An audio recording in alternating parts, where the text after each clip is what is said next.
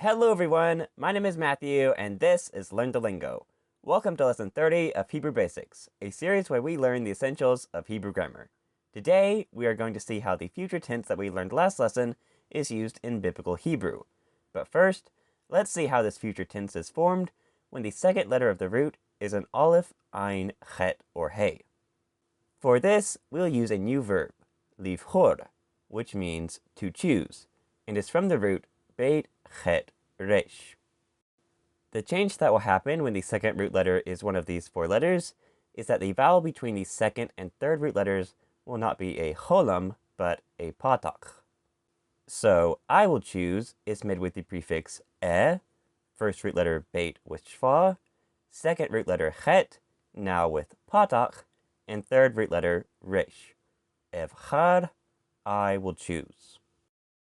You will choose masculine singular, or she will choose is tivchar, with the t prefix, and he will choose is yivchar, with a yi prefix.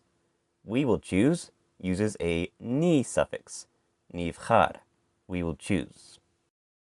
We can add na to tivchar to make tivcharna, which means you will choose feminine plural, or they will choose in feminine form.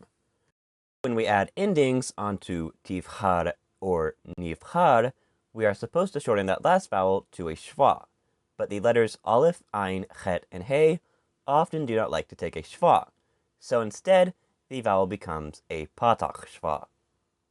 Then adding e to tivchar, we get tivchari.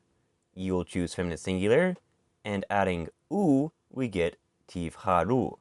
You will choose masculine plural. Shortening the patach in yivchar, he will choose to a patach shva, and adding u makes yivcharu. They will choose in masculine form. In biblical Hebrew, the past tense and future tense are instead called the perfect tense and the imperfect tense. This is because the past, or perfect tense in the Bible, is used to describe actions that have been done once in the past and completed, or perfected, you could say. The imperfect tense, which in modern Hebrew is the future tense, is used in the Bible to describe actions that were not done once in the past and completed. This can, of course, describe actions that will take place in the future, but it also has some other uses. For example, the imperfect tense can describe actions that took place multiple times, even if all those times were in the past. The book of Job says this: Job's sons would go and make feast, and afterward Job would get up in the morning and make sacrifices for them. Thus Job did continually. All these verbs are in the imperfect tense in Hebrew, even though they took place in the past, because the actions took place multiple times.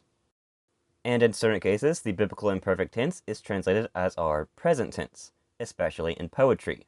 Proverbs 10:2, treasures obtained by wickedness do not profit, but righteousness delivers from death. In passages like this one, which talk about general things that always happen, the verbs like do not profit and delivers are in the English present tense and the biblical Hebrew imperfect tense. Let's end today by learning how to make the future tense with hollow roots whose second letter is a vav that acts as a vowel, using the verb larutz, to run, from the root resh vav tsari. The future tense will have the root letters in the same form that they are in the infinitive.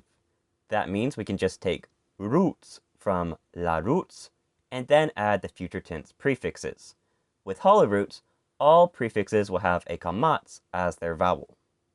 So we add an aleph with kamatz to make arutz, I will run, a tav with kamatz to make tarutz, you will run masculine singular, or she will run, a yod with kamatz to make yarutz, he will run, and a nun with kamatz to make narutz, we will run.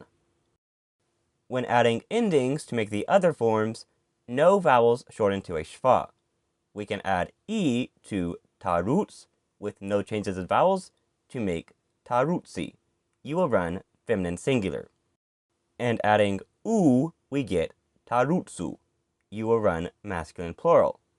Adding u to yarutz, we make yarutsu. They will run in masculine form. When we add na to taruts, its u vowel changes to o. That makes tarutsna to mean you will run feminine plural, or they will run in feminine form. Let's also see the future tense of lavo, which means to come. Again, the future tense will use the root letters in the same form they are in the infinitive. So we take vo and add the prefix a to make avo, I will come, ta to make tavo, you will come masculine singular, or she will come, ya to make yavo, he will come, and na to make navo, we will come. Again, with hollow roots, we do not shorten any vowels when adding endings to make the other forms of the future tense.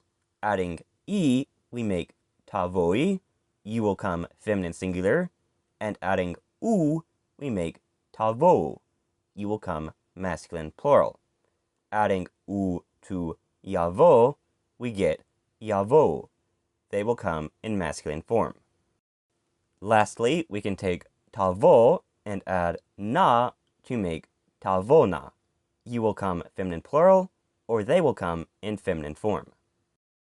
Let's say they will come here. They will come could be either yavo or tavona. If the they is a masculine group, it must be yavo. But if it is a feminine group, we can use either. Let's then use yavo. Since here is a destination in this sentence, in Hebrew it will be le, to, and kan, here. Yavo lakan. They will come here. Yavo lakan. And that's all for today. If you enjoyed this video, please like, comment, and share. And if you want to learn more Hebrew, please consider subscribing to my channel and checking out some of my other videos. And I'll see you in the next one. Goodbye.